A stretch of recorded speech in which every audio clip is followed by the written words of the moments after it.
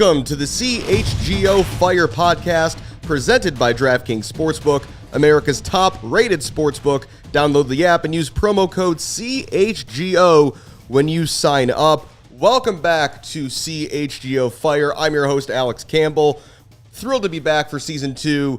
A quick rundown before we get started. I'm joined by Tyler Terens, former voice of the Chicago Fire, currently one of the illustrious crew of the coverage of Major League Soccer on Apple TV Plus MLS Season Pass. Tyler is our first guest co-host of this season. We're going to mix it up a bit, and every episode, someone like Tyler, maybe a player, maybe someone from out in the world, the community of Chicago soccer, is going to join me as we talk about all things Fire and beyond. Tyler, thanks so much for coming back on the show and finding some time in between your very busy travel schedule these days to talk some Chicago Fire.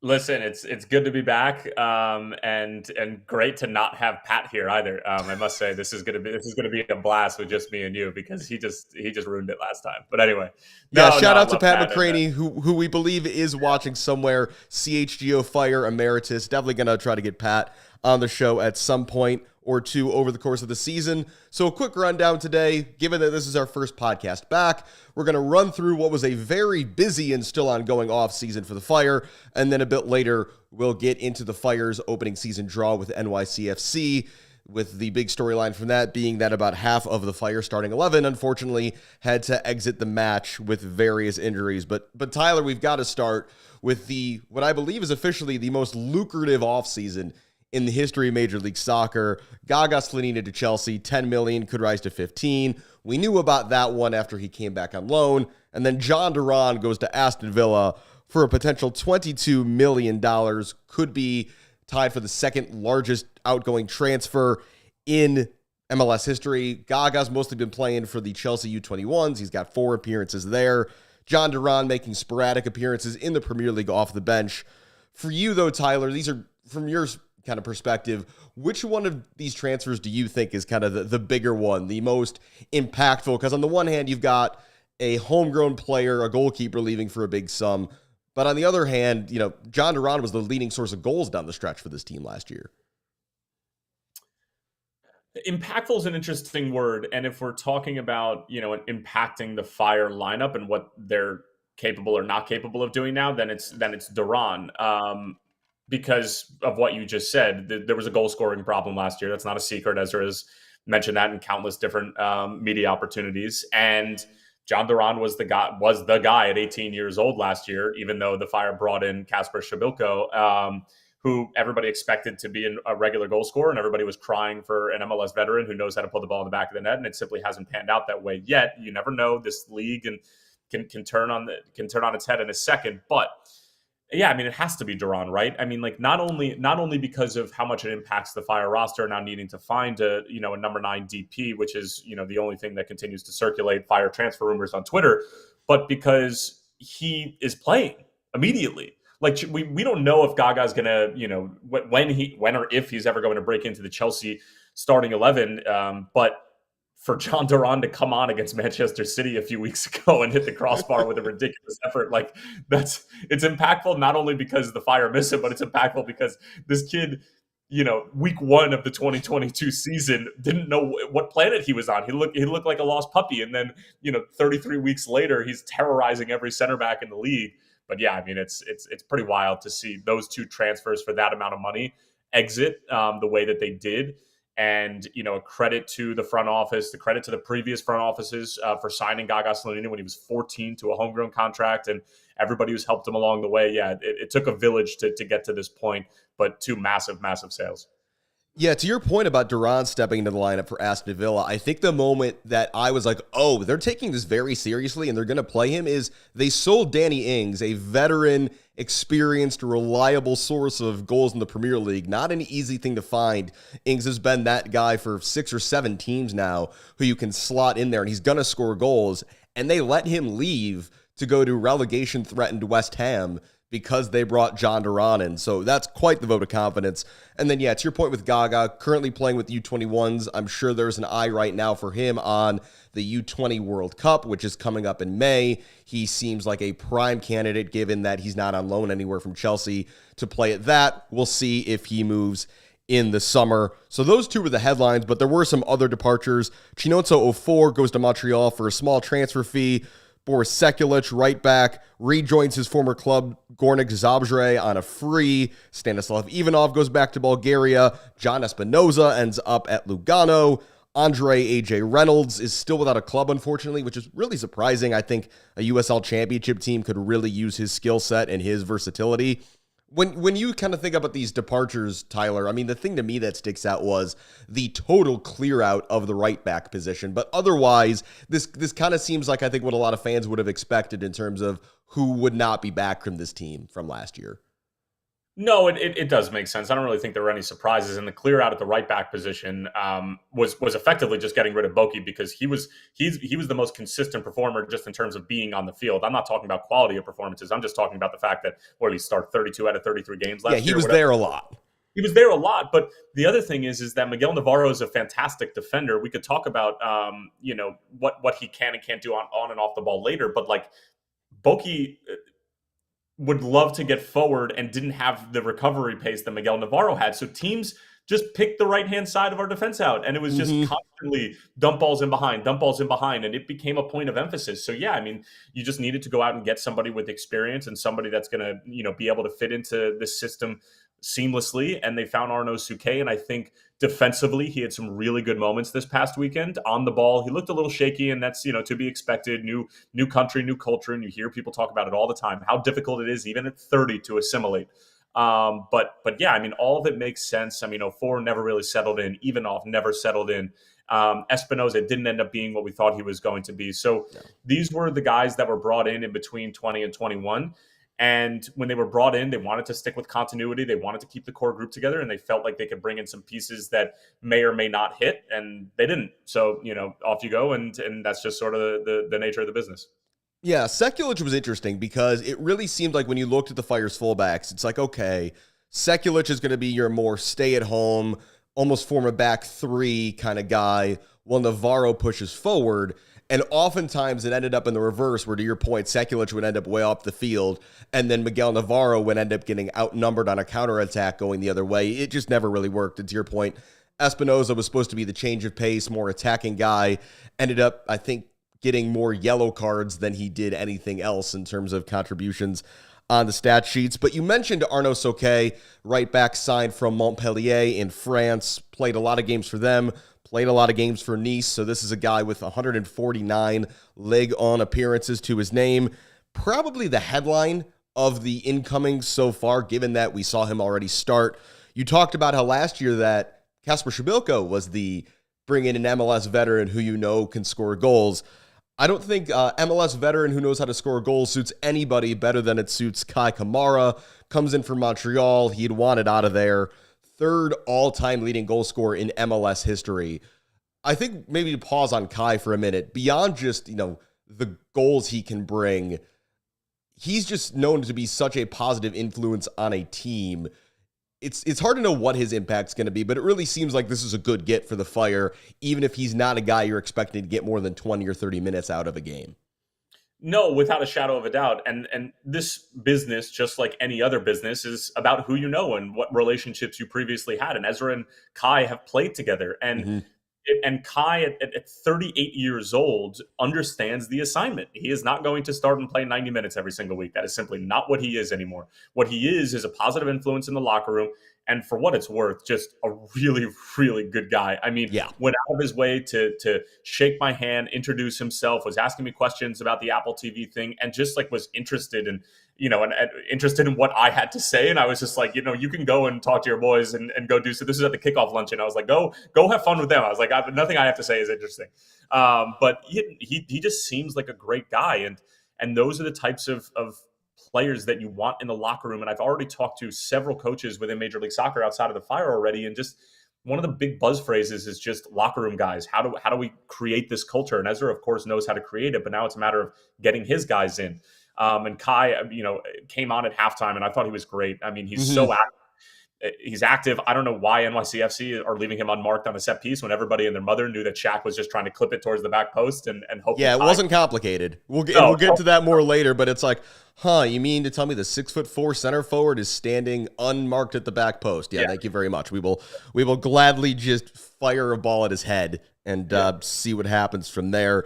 The other forward signing, John Duran goes out and in comes, and I'm going to hopefully not mess this up, Georgios Koutsias. I was actually in the Fire offices the other day, and I think my favorite part of walking around was hearing Frank Klopas giving a lesson to the rest of the office on how that name is properly pronounced. Greek U21 international signed from PAOK in Greece. About a $2.5 million transfer fee. And this is going to be interesting to see, I think, Tyler, because, again, with Duran, the bar has been set unreasonably high now for Koutsias to come in as like, hey, you're a striker on this very specific type of contract, and we just sold a guy for a potential $22 million on the deal we are now giving you. So we also, you mentioned that there's still the search for a DP9. That striker room is becoming a little crowded very quickly here, and so it'll be interesting to see where Koutsias fits in once he's in with the squad.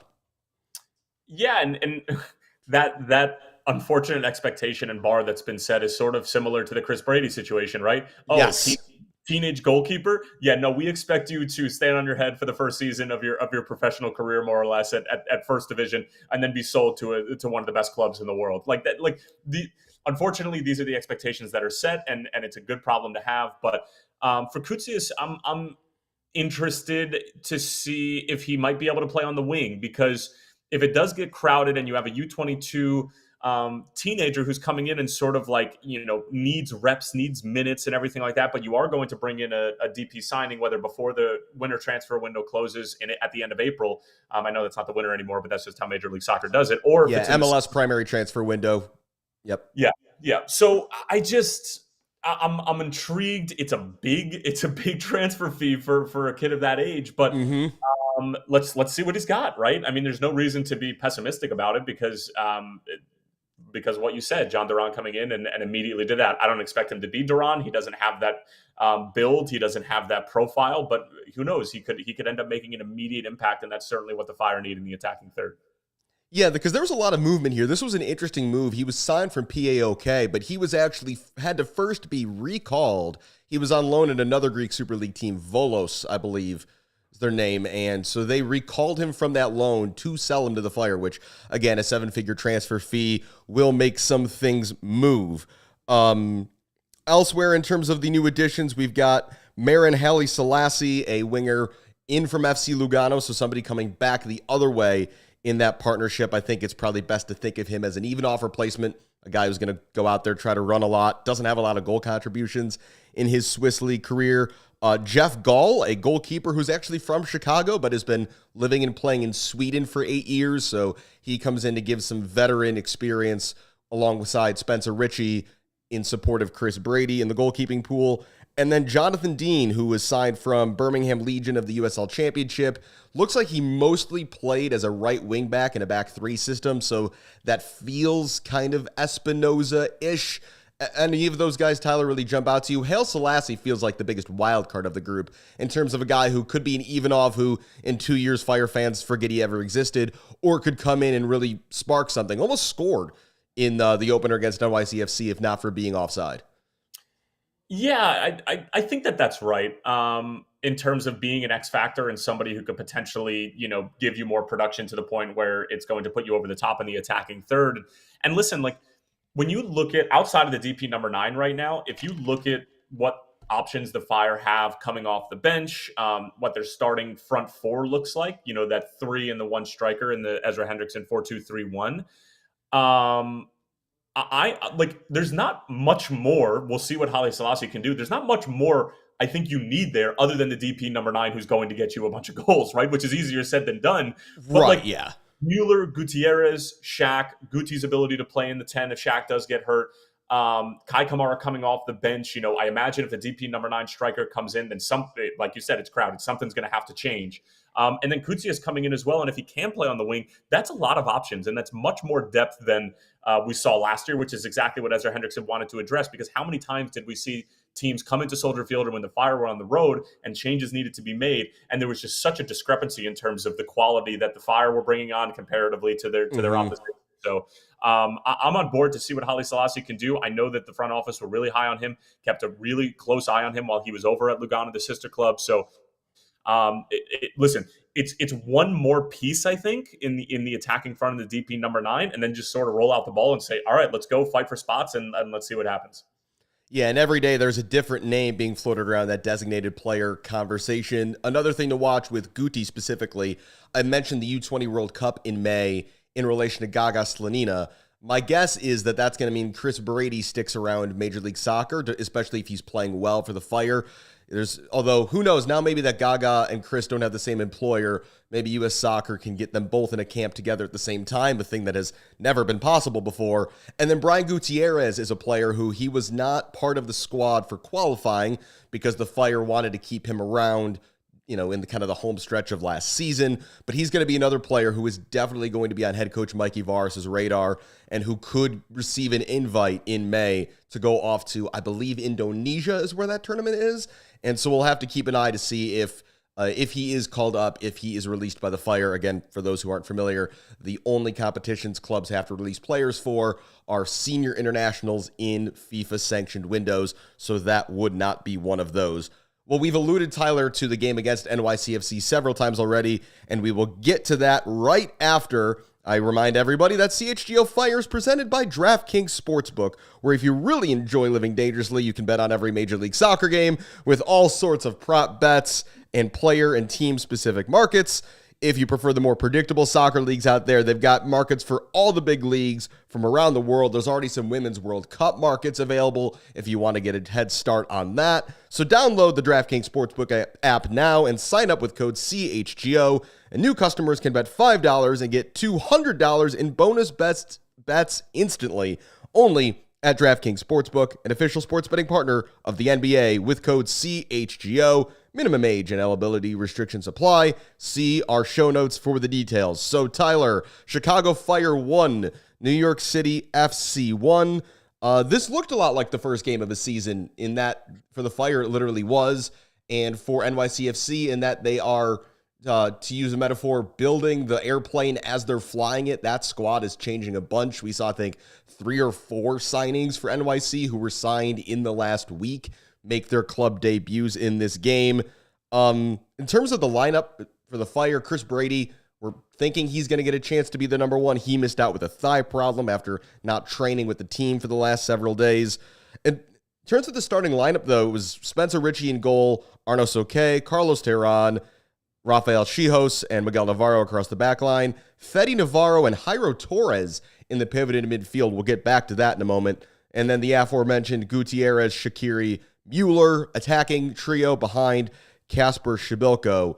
I know we had heard a lot of talk, Tyler, and there'd been a lot of speculation over the last year about what is Jairo Torres' actual position. He played often as kind of an advanced 8 or a 10 for Atlas in Mexico. We saw him play a lot as a winger for the Fire in his appearances last year. And here he comes out in the defensive midfield pivot, partnering Fede Navarro. I guess I wanted to get your reaction as somebody who's watched this team up close and seen as much of Jairo Torres in MLS as anybody, of what your initial impression was of seeing Jairo put in that spot. Not surprised, because I think that we saw it even from the lack of visibility that we had on preseason games when they would release the starting 11 and they do it in order of like left to right along the back line. And then you can sort of delineate where guys are. And Jairo was playing in that position, and not for nothing. And we'll get to the injury train in a little bit, but like, I feel so much for the kid, because talking to guys on the team, and especially in training in the past few weeks, Jairo's been balling out. Like, guys have been raving about him, specifically in that position as well. But yeah, I mean, the question of where Jairo fits into all of this has been at the time, both from an injury standpoint, whether he was getting minutes or not getting minutes last year, and now coming into this year, it's like, what exactly is he? He doesn't have the pace, and I think the linear ability to be a winger. Certainly not like an out and out number 10. And I think what he was playing with Atlas was his best position. Like, sort of, if you're thinking about Liverpool's setup, where you have the one central midfielder and then the 2 8-10 pivots in front of them, that's where he operates at his best. He wants to play in between the lines. He wants to turn guys. He's got good vision, good technique, and those things. But yeah, I mean, like, he can fit into that, but it requires a lot of work out of Federico Navarro. I think Jairo also needs to get used to the amount of defensive responsibility that he has there. And we did see it once last year against NYCFC at SeaTGO, when the Fire laid an egg and did not play particularly well on the day. Nobody did, and that includes Jairo.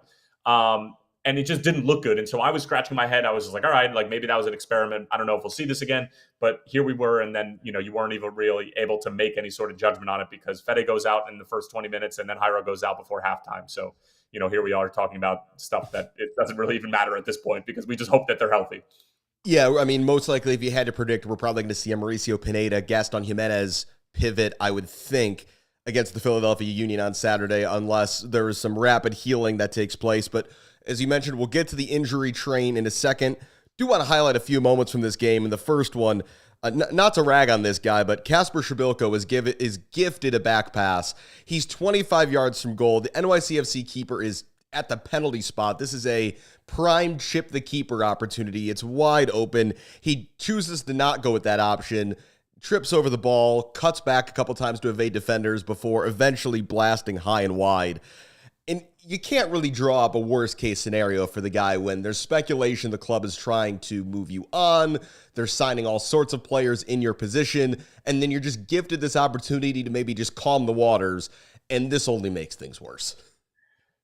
Yeah, it wasn't great. And, I saw it clipped on Twitter and I was like, oh boy, like, this is, and Casper is such a good guy. And I have an immense amount of respect for him. And he said that he feels the best that he's ever felt coming off the back injury. And, he made a joke to me. He was like, outside of marrying my wife and my child, he's like, this is the best decision I ever made to have this back surgery, and you could tell he's lost some weight. He did look a little bit quicker.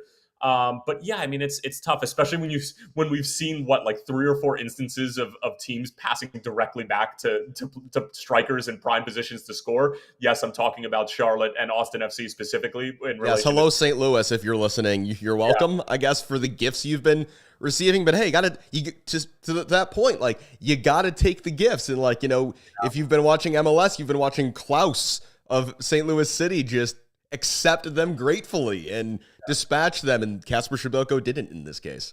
Yeah, and when I looked, I watched it back 5 times, just because that's simply what my DNA is made out of, unfortunately. And I was just like, all right, like, if you look back in retrospect, like, yes, the easiest decision is to chip the keeper, but I'm sure, just like all of us, he wasn't expecting to get the ball. So his first instinct isn't immediately, he has to take a look back down and see if he has the opportunity to chip where the ball is. So that's difficult. And then Mueller's barking for the ball after he cuts it back for a second time.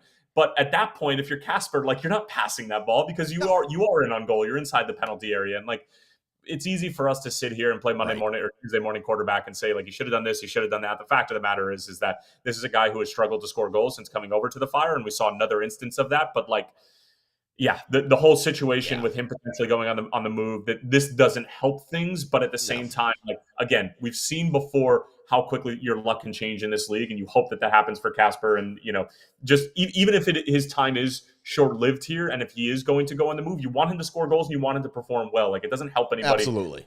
I told you so about Casper. Have him put in goals and up his GAM value, and then send him on his way, if that is in fact what you're going to do. Or maybe he scores a bunch of goals and you want to keep him. So just tough to watch that go down, but easier said than done. Yeah, and especially because, as you mentioned, with Casper being such a nice guy and feeling so good about his game right now, I don't think anybody, even in the fan base, is in the position of, like, I don't think anybody is, like, mad at Casper Schmid, the person. It's just been a frustrating situation over the last now year plus. In the 39th minute, NYCFC get their goal, and it's just kind of a comedy of errors, really, that allow this to happen, and maybe a familiar story. Soke wins a challenge, but then can't clear. The ball bounces across toward Matias Pereira, and Rafa Schijos just takes one big swing and a total miss with his left foot. Pereira rolls it in off the post. At first, I thought Spencer Ritchie maybe could have done better, but I don't know how much you can say when, the sequence that leads up to it. Miguel Navarro backs up almost into the 6-yard box. It just was one of those goals, the game hadn't really been going anywhere, and then it's just one mistake kind of collectively just not quite good enough from the defense, and you're punished for it. And that's just kind of the reality of how these are going to go, especially against a team with the attacking talent that NYC can boast. Yeah, this league can sometimes be about capitalizing on mistakes, and that's not singling out Major League Soccer. That happens in Premier League all the time too. I mean, look how Liverpool punished United 7 different times. Yes. But anyway, so Liverpool mentioned counters, I think, at 3, and it's going to keep going up. It will keep going up, yes. So, I mean, yeah, like it was a mistake from Souke initially that actually triggered the entire thing, and then he wins the challenge. The ball takes a couple of unfortunate bounces, but those are 50-50s inside of your own penalty area, right around there, and you just sort of have to get stuck in and, be careful at the same time and not commit any fouls. Also, for what it's worth, a lot of silly fouls and a lot of set-piece opportunities were gifted to NYCFC, and they really didn't take advantage of them, but mistaken. I don't think that there's anything Spencer can do on that. But it was a clean finish and just sort of like you see it happen sometimes, and it's a week 1 type of mistake. I think that's sort of what you can chalk it up to. So then over the course of the next 40 minutes of the game, a whole lot of nothing happens. The rest of the first half's pretty dull. The first half of the second half is less than dull, whatever you want to call that. And then in the 73rd minute, out of absolutely nowhere, Gaston Jimenez just puts his boot through a ball. And I was sitting behind that goal in the south end, and off his foot, I thought it was in, only to see it go a bit wide, which was, of course, unfortunate. And then in the 75th minute, we alluded to it earlier, Tyler, the Fire get their goal. Shaqiri hits a free kick back post. Kai Kamara is totally unmarked, heads it back across the 6. It is tamely half cleared. And then Fabian Herbers just puts his boot through it. It takes a nice little deflection. No chance to be saved. And out of nowhere, then it's 1-1. Yeah, and if you're Mr. Cushing over at NYCFC, you're pulling whatever metaphorical hair that you still have left on your head, because like that play was something that I ran in Division 3. Like it was called Big Red. Okay, I'd be on top of the set piece. I'd clip it towards our big 6'4" center back Kyle Herod, and then he'd just nod it back in front of the goal and see if we can create some chaos. Like it is the simplest play in the book, and for whatever reason, it came off. But I mean, Fabi puts his foot through it. I mean, Luis Barraza is saving that. It's right at him. He's going to parry away. Who knows where it goes after that? But like that is a comfortable save for Barraza. But yeah, I mean, I don't want to say it was coming for the Fire because, like you said, there wasn't really any. They put together a couple of decent sequences, but they really were struggling to find a rhythm. But at the end of the day, like we've seen the Fire do that before, where they can find as much as they can squander leads in the past and squander opportunities. They do find themselves in some games and competitive in games that they really shouldn't be, given that the quality of play. And that's a good sign that even when you're not at your best, you can still find a way to eke something out, even if it is at home against an NYCFC team that's ripe for the picking at this point in the season where their roster is. Yeah, this is certainly the time you would want to play them. And then they should have gotten the winner. Maxime Chenot misses a header that I'm not sure. I've watched it several times. I don't know how he didn't score this. He's standing basically on the goal line. The ball hits him in the forehead, and it loops up and over the bar. It was flicked on, I think, by Keaton Parks off a corner kick, and Chenot just kind of stands there dumbfounded for a minute as he somehow tries to figure out the physics of how that ball didn't go in the net. The Fire do get the ball in the net a couple minutes later. This is Hail Selassie chipping in, but he and Rafa Schijos were both offside on the previous pass, so that doesn't count. It ends 1-1, and to your point, Tyler, the Fire maybe weren't in this game for long stretches, but I think this feels like a pretty fair result based on what we saw, given that NYC were, I think it's fair to say, pretty wasteful with the amount of the ball they had, particularly in the attacking third. No, I think you're spot on. And being in this league now for my 4th year, like week 1, everybody's got a lot of adrenaline and it's opening night and you're ready to go and the whole thing. Week 2 is a reality check for everybody involved, right? Like your adrenaline and your emotions of week 1 carry you through the finish line, but then you get a better understanding of where you are fitness wise, which is nowhere close to where you want to be come October. From a timing and understanding standpoint, you're still not there. And we saw that from NYCFC, who are wasteful with their opportunities, and such a young squad on the field, particularly in the attacking third, which is becoming more of their MO, and that's what they're going to be doing at the City Football Group. But and then from a Fire standpoint, I mean, they looked like a team that was playing in their first game of the season, and it was cold and it was a little bit wet, and it was just sort of like, let's see if we can get something out of this game, because we clearly don't have our best stuff tonight. We're still figuring out what this looks like. We have a bunch of injuries. There was no continuity in the middle of the field. So let's see if we can scrape together a result. And that's exactly what happened. And I think it's fair play to Ezra and the Fire, and also to NYCFC, who went on the road and ended up hanging on for a point against a Fire team that, again, can hurt you, particularly at Soldier Field. So I think both teams will just sort of forget this ever happened, move on. And, by week 20, nobody's going to remember this game.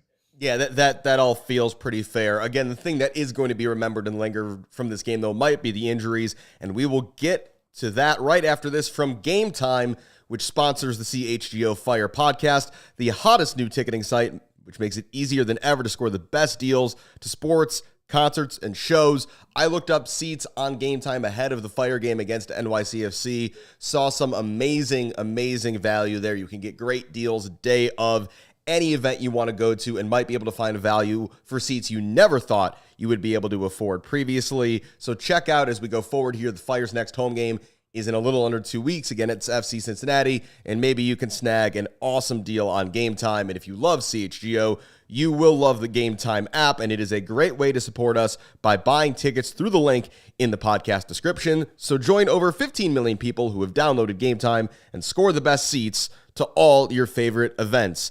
It is also time for the PointsBet pick of the week, and given that Tyler, as you might have picked up on, is a very devoted Liverpool Football Club fan, it is going to be Liverpool themed this week. There is the hat. There it is. Black on black there. As you mentioned, Tyler, they did win 7-0 in one of just the most severe drubbings I've ever seen on a football pitch. And this weekend, they take on relegation-threatened Bournemouth in the Premier League. And so we've got a nice parlay here. Total goals in that game over 2.5. That's at minus 195. And Mohamed Salah, anytime goal scorer, he is on fire right now. That is at minus 110. And on DraftKings Sportsbook, that gets you a parlay of plus 155, which feels like tremendous value given the current form of that Liverpool team, and Bournemouth coming off a demoralizing blown lead to league leaders Arsenal. I'm not co-signing that. I just won't, because Nope. because Liverpool will continue to embody the spirit of Darwin Nunez. We could beat Manchester United 7-0 on the weekend, or we could lose to Bournemouth the following one. Like, that is simply that is absolutely true. And Darwin Nunez continues to be the most chaotic footballer I think anybody has ever seen. You can't take your eyes off him. He's going to be fun. He's going to be interesting, but you never quite know what you're going to get there. But man, for opposing Premier League defenses, Gakpo, Salah, and Nunez do look formidable. And also, when Newcastle United and Tottenham Hotspur decide to forget how to play, it does open that door up for the Champions League for Liverpool. So we've talked about it a lot. We've kind of skirted around it, Tyler. The injuries, they've got to be the biggest story coming out of this game for the Fire. I ran a poll afterwards. We'll bring it up on screen on the CHGO Fire Twitter account. If you're not following CHGO_Fire, you should be. Bigger concern from the night, poor performance or the injuries? And for this poll to end up so close, I thought was fascinating, because it's kind of, are you more concerned about short-term or long-term concerns? And I would certainly go on the side of the injuries. Jairo Torres, Fede Navarro, Chris Mueller all leave with injuries. I think there was some suspicion about Gutierrez as well, but I think that was just a tactical change. We also see Miguel Navarro just get crashed into in the head at one point. Mauricio Pineda was on the receiving end of a really strong challenge. Chris Brady was already missing for this game. It's an insane list to already have for week one of the season. But of those first three, Jairo Torres, Fede Navarro, Chris Mueller, to you, Tyler, which one should be the most alarming and the most concerning for Fire fans? Because for me, it's Fede Navarro, because of the way he kind of knits the middle of the field together regardless of who the players are around him. I think that's fair. I would also say that, like, I'm looking for reactions of players when they're hurt. As having an undergrad degree in psychology, it's just sort of where my mind immediately goes. But uh, yes, from an impactful standpoint of what Fede brings and the defensive balance and everything like that, yes, that is concerning because there's only one Fede, and that was something that when they brought him in, that was his lone job, and he's done that job well.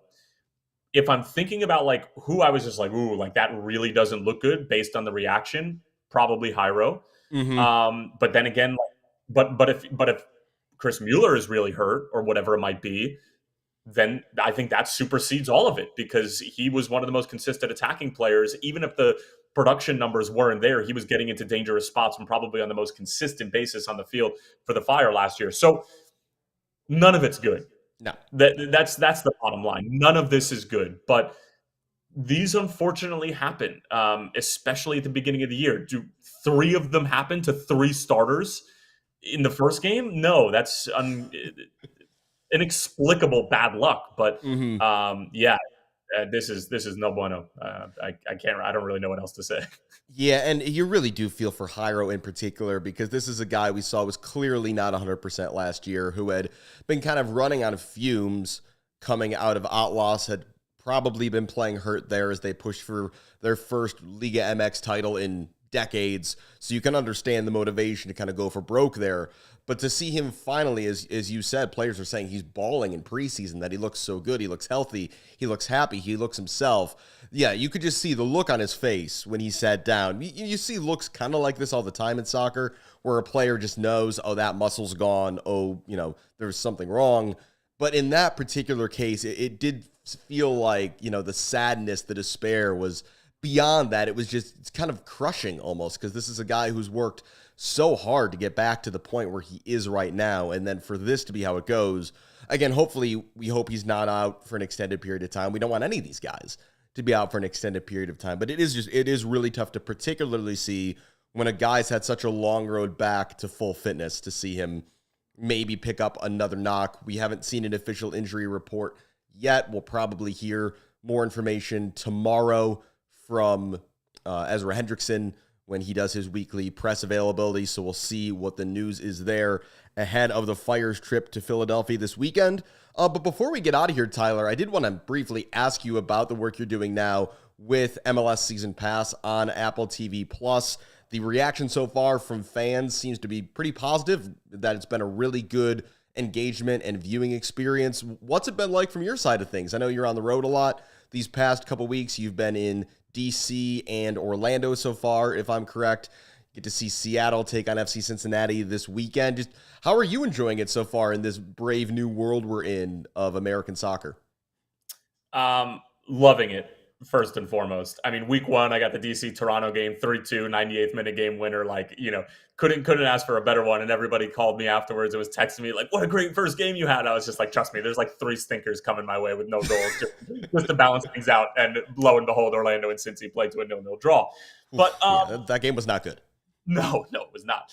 But with all that said, this has been, first of all, not being on the call for the Fire game felt weird. Like seeing, I mean, in great hands with Kevin Egan and Kinder St. Aubin, but I'm sure just like Kevin Egan felt in week 2 when he wasn't on the call for Atlanta, like this is our team. We're so immersed in and like part of that group, flying all over the country with them and the whole thing. Like it just felt strange to not be on the call. But Alex, like this is every broadcaster's dream, right? To be a national voice of a league and to be traveling across the country and calling different teams every single weekend and just being able to see everyone, go to different stadiums, sit down with coaches. We had a great sit down with Pat Noonan for like an hour on Friday, just getting the ins and outs of what Cincinnati looked like. Like for soccer nerds like me and you, like this is what it's all about. And and above everything else, this has been an incredible tool for Major League Soccer to have it as easily accessible as it is. The picture quality looks great. Studio show is phenomenal. Like this is everything that fans had hoped this was going to be and more. And the fact that it happened